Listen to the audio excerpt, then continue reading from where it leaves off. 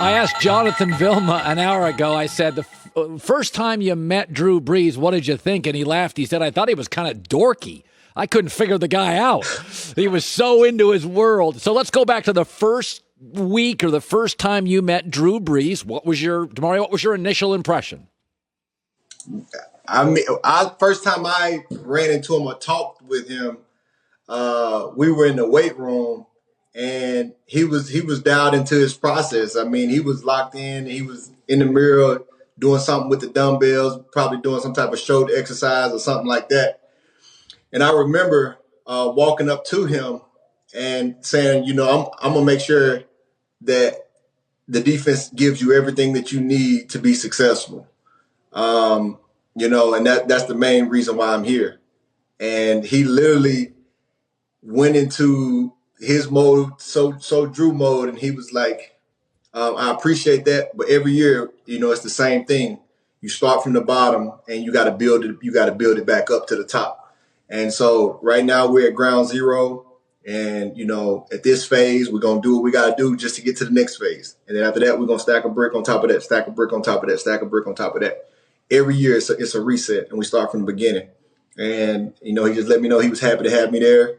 And, be ready to get to work as we build this thing back up. Demario, leadership is really hard to quantify. Are there moments with Drew Brees that you honestly thought that you won a game, not because of throws, not because of what he could do physically, but that Drew's leadership, there were moments where you felt they won games in the time you played together? Oh, by far. I mean, I've been in games with Drew where you take Houston, for instance. I think 2 years ago, it's a shootout going back and forth. And the last drive of the game that Houston has, they drive down and score and take the lead. And there's not a lot of time left. And you're like, man, this game defense, we might have just blew the game.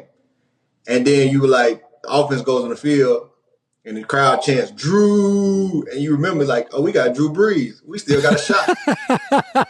And he drives down the field and we win the game. And you're like, man, that's what it means to have that type of quarterback back there. And coming from teams where I didn't have guys like that, that means a lot. And definitely have won games just because we had him on the team. But what's more impressive is, in 3 years I've been here, we haven't lost a lot of games. But every time we have lost games, I can see him over there in his locker, just kind of going through the game. You can tell he wears the entire weight of the team on his shoulders. He would never blame a game on anybody else. He puts the weight on his shoulders, and he never says that, but you can just see how he carries it, and that's the definition of a true leader to me. You can learn a lot about a person and what they do in times of success. You learn more about a person what they do in times of adversity. Yeah, that's a great point. Demario Davis, Saints linebacker, and a great one. It's free agency time around the NFL, and you've been in that spot before. I was just talking, Aaron Jones actually has never been paid the big money. He was a low-round draft pick, and he decided, this is rare. He's like, listen, I can make more money elsewhere. It'll be my first big check. And he's like, you know what? Packers have a good O-line.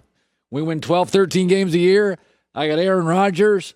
And this is rare. And I don't blame him, because I thought he was going to go make money because he got overlooked out of high school. He got overlooked out of college. And I'm like, go make your money. But do you understand where he's coming from? It's like, there's a lot of bad cultures in this league. There's a lot of bad general managers. And it's just nice to win. It's just like with the Saints. You guys just win a lot. And did you think about that during free agency, that there are times you can stack that money up, but if you're driving to the arena on Sunday and you stink, it's not that much fun playing football? Yeah, that's a very interesting point, and I'm glad he got the deal that he got. Free agency is interesting, and we're living in a time where it's blockbuster deal on top of blockbuster deal. Not just in football and basketball, baseball, all over soccer. You just see blockbuster deals on the bottom of the ticker. And what can happen in that is sometimes guys can get lost in that. And by all means, I want people to get what they feel is due to them. But it has to be a point to where you look at it and figure out what's best for you, what's best for your family, best for your psyche, what's best for your heart, and it's more than just dollar signs, because whether it's $50 million or $100 million, all of it is changing your life situation. All of it is changing the legacy that you're going to be able to leave for your family. All of it is changing what you're going to be able to leave to your grandkids if you manage and steward it right. So at the end of the day, it's not always about just going and get the biggest deal that you can cash in on. It's about the whole picture. It's about the whole pie. Like what is going to make you happy to go to work every day?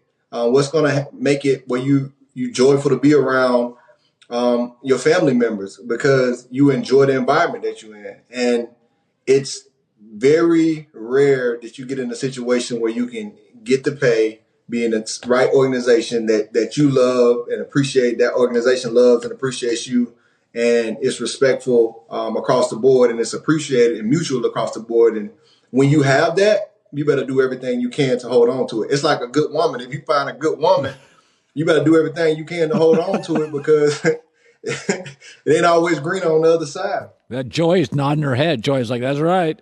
You get a good woman, you better hold on to it. By the way, you do a lot. Your Shield One Foundation. You've always been a giver your entire career. That's why we bring you on the show. Very thoughtful. Josh Norman's part of that. Is Drew Brees part of that too? Yeah, Drew Brees, one of the founding board members. And we got support across the league. Big support as well. We got an activation going on in Minnesota. Eric Kendricks is behind that. Support from Super Bowl winning Tom Brady and Patrick Mahomes, two competing against each other. So we got support across the league just behind other players being behind it. When so much social unrest was going on, we wanted to create a vehicle for change. So many people were just asking, like, how do we give? How do we help? How do we be a part? And so what we really wanted to have was a vehicle that people could get on to. We have a campaign going on right now where we're trying to create sustainability in the Minneapolis community, which is ground zero. You got the trial of George Floyd going on right now. And if that trial doesn't go right, there could be, civil unrest again.